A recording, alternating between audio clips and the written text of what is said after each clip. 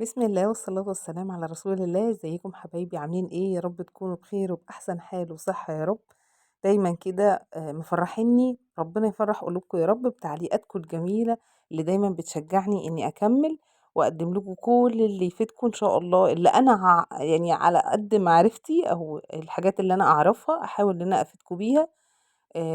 في حاجة كده النهاردة حلوة وإن شاء الله هتعجبكم بإذن الله. الفيديو النهاردة اتفرجوا كده للآخر وإن شاء الله الفيديو هيعجبكم جدا. يعني حاجة كده علمتهاني أمي، الله يرحمها ويحسن إليها يا رب ويجعلها في الجنة ونعيمها اللهم آمين. علمتهاني وإحنا صغيرين كده إن أي لقمة ولو كانت صغيرة في البيت دي نعمة من نعم ربنا، لازم نحافظ عليها ما ينفعش إن احنا نفرط فيها أو نرميها، غير طبعًا لو باظت يعني دي حاجة مش في إيدينا. بس اللي هي كانت دايمًا بتحاول تعلّمنا إن ربنا بيبارك حتى في القليل، الأكلة الصغيّرة لو سمينا الله وإحنا بنعملها ربنا بيبارك فيها، وممكن تكفّي كمان إن يبقى في ضيوف في البيت وياكلوا منها. ربنا بيبارك لمّا بنذكر الله، دايمًا نخلّي ذكر ربنا في لساننا، وإن شاء الله بيوتنا تعمر دايمًا بالخير يا رب. النهارده بقى كده هالِم معاكم بواقي التلاجة اللي عندي، وهنطلّع منها أكلة محترمة النهارده. يعني عملنا غدوة بجد محترمة، مش عايزة أقول لكم بجد الولاد كانوا في المطبخ واقفين بيقولوا لي: "الله يا ماما إيه الريحة الحلوة ديّة، إيه اللي أنتِ بتعمليه النهارده الغدا؟" فالنهارده نسمّي الله كده و معايا لحمة. أنا عملت إيه، أخدت منها حتّة حمرا كده، فرمتها حتت صغيّرة زي ما شُفتوا في الأول كده، اللي كنت باشوّحه في طاسة ده. حتت لحمة صغيّرة مش لحمة مفرومة، تمام. وعملت خلطة كده والباقي طبعًا بقية اللحمة سلقتها، السلقة العادية خالص اللي أنتِ متعودة عليها، يا إمّا بتشوّحي اللحمة ببصل وطماطم الأول، ومثلًا ممكن تحطّي كمان قرن فلفل، أو بتغلي المَيّة وتحطّي اللحمة بتاعتِك طبعًا بتكون فكّة وتمام، بعد ما بتشيلي الريم بتاعها بتبتدي تحطّي بقى الإضافات اللي أنتِ عايزاها. تمام، دي كده سلقنا اللحمة. الخلطة بقى اللي أنا عاملاها دي عبارة عن إيه، عبارة عن بصل وطماطم وفلفل ضربتهم في الكبة ضربة خفيفة، يعني مش عايزاهم يبقوا فيهم مَيّة، يبقوا يا دوب كده إيه مفرومين بس فرم صغننة يعني، كأني مقطعاهم كده مكعبات صغيرة، تمام. ونزلت على اللحمة بعد ما شوحتها في الطاسة، وطبعًا حطي التوابل بقى اللي تريحِك. آآ بابريكا، عايزة تحطّي زعتر، عايزة تحطّي طبعًا قرفة، أنتم عارفين إن أنا باعشق القرفة، في الأكلة دي أنا حطّيت قرفة الحمد لله. وعندي بقى حبّة جلاش كده باقيين في التلاجة من العيد، قُلت إيه، مش هاسيبهم كده قاعدين على جنب، لأ هاعمل بيهم النهارده غدوة كده حلوة، ومش هنكلّف نفسنا حاجة كتير يعني، حتّة اللحمة اللي إحنا هنسلقها عشان نطلّع طبعًا شوربة، لإن أنا معوّدة ولادي إن هُم بيشربوا شوربة جنب الأكل، سواء بقى شوربة فراخ، شوربة لسان عصفور، شوربة عدس، أي شوربة، أي نوع شوربة، الحمد لله إن هُم متعودين إن هُم يشربوا شوربة. ف وهاخد بقى أخدت منها حتّة صغيّرة خالص يا دوب اللي فرمتها، أنتِ في أول الفيديو أكيد لاحظتوا يعني إن حتّة اللحمة ما كانتش كتير. ودي جبنة أنا باعملها كريمي في البيت من الجبنة القريش، وإن شاء الله هانزّل لكم فيديو قريب بإذن الله عن الجبنة دي، وهي خطيرة، وبديل طبعًا الجبنة النباتي اللي إحنا بنشتريها يا جماعة، مش جبنة من اللبن، جبنة نباتي اللي إحنا بنجيبها ديّة، وبتبقى غالية جدًا كمان مش رخيصة يعني، ومش صحية. أنا باعملها بجبنة قريش. دي اللي باقية عندي في العلبة، أنا خدتها حطيت عليها بيضاية وشوية لبن.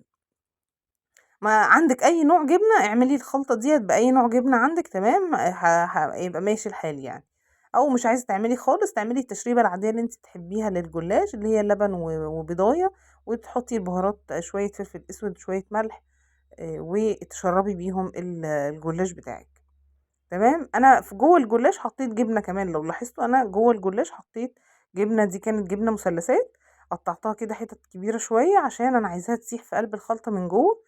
طبعًا ولادي ساعات بياكلوا الجبنة وساعات لأ، فباحاول إن أنا أدخّلها لهم في وسط الأكل كده إيه متهرّبة عشان ياكلوها وتبقى بألف هنا على قلوبهم يا رب كده، والحاجات اللي ما بيرضوش ياكلوها وهُم شايفينها باخبّيها لهم أنا بقى في وسط الأكل.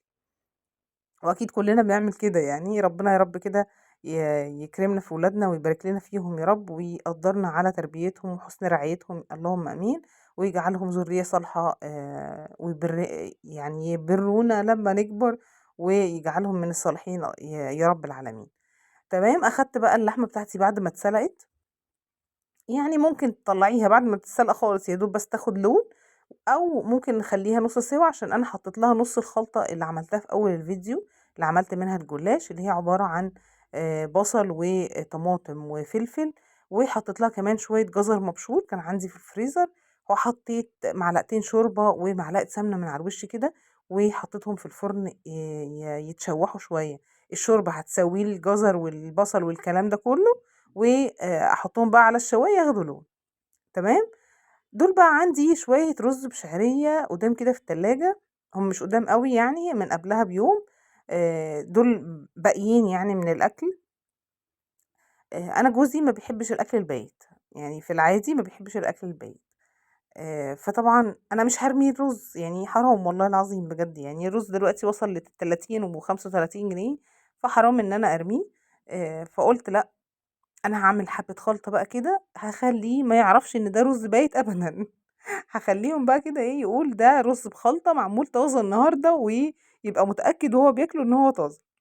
عملت ايه، جبت بشوية جزر من المبشورين اللي عندي في الفريزر، وفي معلقة سمنة حلوة كده فلاحي كده جميل، عشان تبقى تدي كده ريحة وشمخة للرز كده جميل. وقرن فلفل اخضر قطعته. عايز تحطي فلفل الوان تمام برضو، بس هنحاول ان احنا نقطعه حتت صغيره، عشان طبعا الرز بتاعنا مستوي. فاحنا هنعمل ايه، هنسوي الخلطه ديت الاول في شويه شوربه صغيرين، وبعد ما الحاجات نحس ان هي الخلطه بتاعتنا استوت او دخلت في السوا، نحطها بقى على الرز بتاعنا. تمام. هنا بقى كان الجلاش بتاعي طلع من الفرن اهو ما شاء الله. اللهم بارك يا رب. كان اخد لون حلو، ومن تحت بقى مش عايزه اقول لكم، كان الوش بتاعه مقرمش، ومن جوه طري وجميل وتحفه بجد، عجب كمان الولاد قوي. والحمد لله كان طعمه حلو قوي جميل، وعدى اليوم باذن يعني بستر ربنا والحمد لله وبركه ربنا. عدى اليوم وكان تمام، وكأن الاكل كله كان معمول طازه يعني، مش من بواقي التلاجة ولا حاجة. فالخلطة بتاعتي اهي بقى الحمد لله كده بقى ايه، الجزر اتشوح مع القرن الفلفل، نزلت بقى بشوية فلفل اسود صغيرين خالص، شوية بابريكا صغيرين برضو، وحبة بقى كركم محترمين، وشوية كاري كمان. تمام. وقرن توم بقى كبير، هقطعه حتت صغيرة كده، وهديله تقليبة بس كده مع الخلطة دي. هنا الخلطة كانت تقريبا دخلت في السوا، انا هحط الشوربة بس عشان تكمل سوا. اهم حاجة بس ان انا زودت حبة الكركم والكاري عشان يدوني اللون الاصفر للرز بتاعي. ايوه، انا هحول الرز بتاعي من رز بشعرية لرز بسمتي بسمتي اصفر، يعني بجد كأنه محطوط له بقى زعفران. ومش عايزة اقول لكم بجد طعمه كان تحفة، تحفة بجد تحفة. يعني عندكم حبة رز كده هترموهم، جربوا فيهم الخلطة دي ومش هتندموا خالص. ان شاء الله هتكتبوا لي في التعليقات كده ان انتوا جربتوها وعجبتكم واعتمدتوها خلاص بعد كده مع الرز البايت. ادي الخلطة بتاعتي اهي بعد ما زودناها الشوربة واستوت وبقت تمام وعلى العال. هنحطها بقى على الرز بتاعنا ابو شعرية اهو، ونديها تقليبة حلوة كده بقى. لو وصلتوا للنقطة دي في الفيديو بقى ومكملين معايا، يا رب كده ما تبخلوش عليا بلايك حلو وكومنت كمان جميل منكم كده يشجعني ان انا اكمل. تمام. بصوا شايفين بقى الرز بقى لونه اصفر وتحفة، كأنه انا بصوا كأنه انا بشوحه في الخلطة دي دلوقتي كده طازة. هوطي عليه النار خالص بقى واسيبه يستوي براحته خالص. بصوا هنا بقى اللحمه بعد ما اتشوحت واخدت اللون الحلو بالخلطه بتاعتها الجميله، وادي الجلاش بتاعنا الطري التحفه اللي كان مقرمش عليه طبقه مقرمشه من بره جميله. بصوا الرز بتاعنا بقى، بصوا.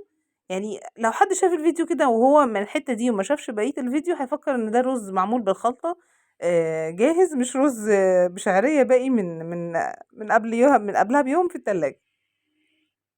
واللحمة بتاعتنا والخلطة برضو ديت كانت رهيبة مع طعم اللحمة، واتطعمت بالشوربة، يعني أنا سويتها في الشوربة مع اللحمة، فخدت من طعم اللحمة مع طعم الشوربة، كانت تحفة. والجلاش بتاعنا بصوا أخد لون بقى من فوق، وكان عامل طبقة مقرمشة كده خفيفة هشة خالص وطري من جوه وجميل، وكانت طعم الخلطة حتى كمان بتاعته مع الجبنة